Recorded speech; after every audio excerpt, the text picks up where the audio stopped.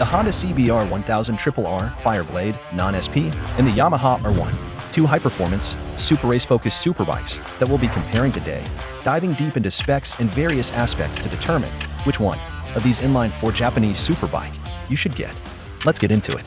Starting with the key specs, the Fireblade is generating more horsepower than the R1, around 17 ponies more on the crank, while in terms of torque they are on par, with both managing to churn out 113 Newton-meters of torque. The higher horsepower output of the CBR translates into a stronger top-end grunt, while for the R1, even though it's a bit shy on horsepower and lacking the top-end power that the CBR has, it got a less revvy engine, a longer stroke, and a cross-plane crank that gives the R1 distinctive engine character, linear power delivery, beefier torque, and more mid-range grunt. In essence, this implies that the R1 should be a more flexible bike with a more friendly power band for street riding, while the CBR is a more extreme race-oriented machine, basically a race bike with mirrors and headlights, which Honda themselves claim that the CBR were made solely for winning races, although the outcomes might not align with Honda's expectations, especially if we look at the World Superbike Championship results. But realistically, for regular riders like myself and most of us, the power output difference is not really that noticeable, because we might not be able to push this bike to its absolute limit, unlike what pros like Lecuona and Toprak did with the Fireblade and R1. Therefore, you should pick the bike that resonates most with you, rather than fixating solely on horsepower figures. Then, as for weight, referring to European curb weight specs, both bikes share a similar weight of 201 kilograms. And in terms of power-to-weight ratio, given the CBR's superior power output and comparable weight to the R1, it naturally boasts a higher power-to-weight ratio, roughly 8% more than the R1. Next, taking a closer look at what's under the skin, they both run on a liquid-cooled inline-4 engine, but there is a difference in firing order, where the Fireblade utilizes a traditional 180-degree flat-plane crank, while the Yamaha opts for a cross-plane crankshaft that has an uneven firing order, known to have higher production costs, increased complexity, challenges in heat dissipation, and vibrates more, which leads to reduced power output and heavier weight. But at the same time, it also provides better throttle feel and feedback to the rider, which makes the R1 faster when coming out of corners. Then, in terms of displacement, both boast almost similar capacity. And for bore and stroke size, the CBR has a more extreme bore-to-stroke ratio, which helps it achieve a higher rev limit. Not to mention there are also special treatments, such as forged aluminum pistons, titanium conrods, and DLC-coated crank pins. Similarly, the R1 also gets some special parts too, such as forged aluminum pistons and titanium conrods. For compression ratio, both share a similar figure of 13:1, and for the valve train, both have a double overhead cam setup, with 4 valves per cylinder, employing finger-follower rocker arms. Notably, for CBR, there is a semi-cam gear train system, where the cam chain is driven by the timing gear, located on the crankshaft via the cam idle gear, making it shorter in length. As for transmission, they are equipped with a 6-speed wet multi-plate clutch, featuring close ratio gearing and an assist slipper clutch. About fuel capacity, the R1 has a slightly bigger fuel tank than the CBR, but is also more thirsty, roughly around 9% more, according to claimed fuel consumption numbers provided by each manufacturer. Regarding electronics and features, both of these premium superbikes are packed with state-of-the-art electronics.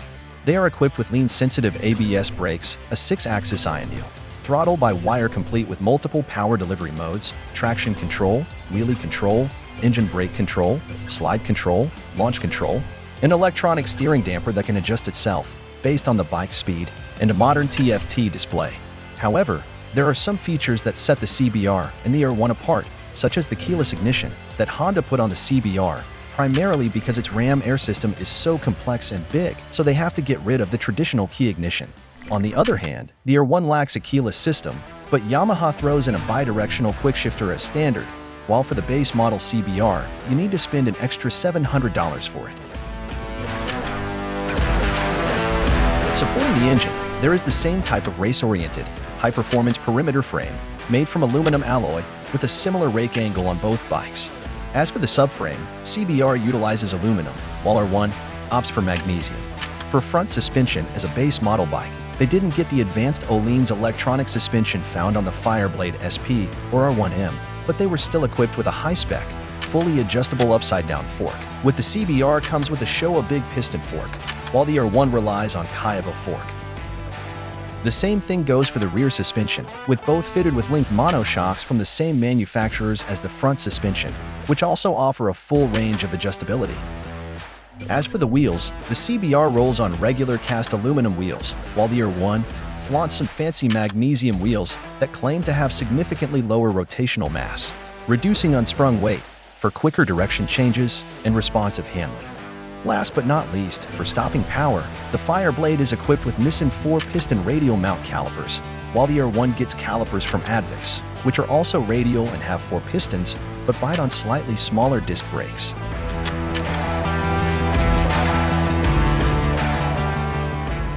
As for their shoes, up front, they are running on a 120mm wide tire, but for the rear, Honda decides to go a bit wider than the R1, choosing a 200mm width, aiming for that extra grip to handle its more powerful 217 horsepower engine.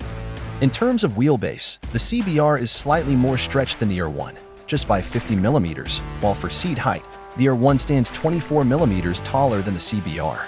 And when it comes to the riding position, as a race-oriented superbike, designed primarily for the track with minimal street considerations, they have very aggressive riding positions with a low clip-on bar and high foot pegs, which throw a lot of weight onto your wrist and arms.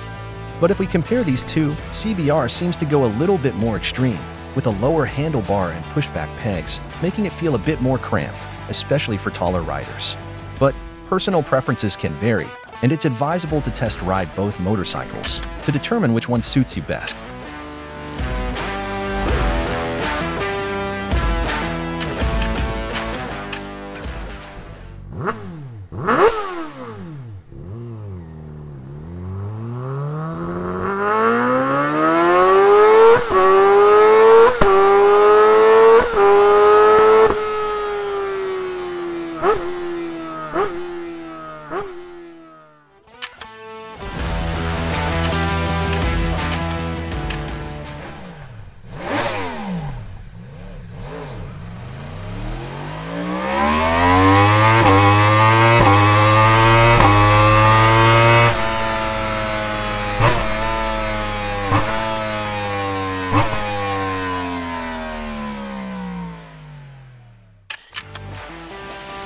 Lastly, in terms of price, the R1 comes in at an MSRP of £18,810 in the UK and $17,999 in the US, while the Fireblade is a bit pricier, starting at £19,999 for the base model, and unfortunately is not available in North America.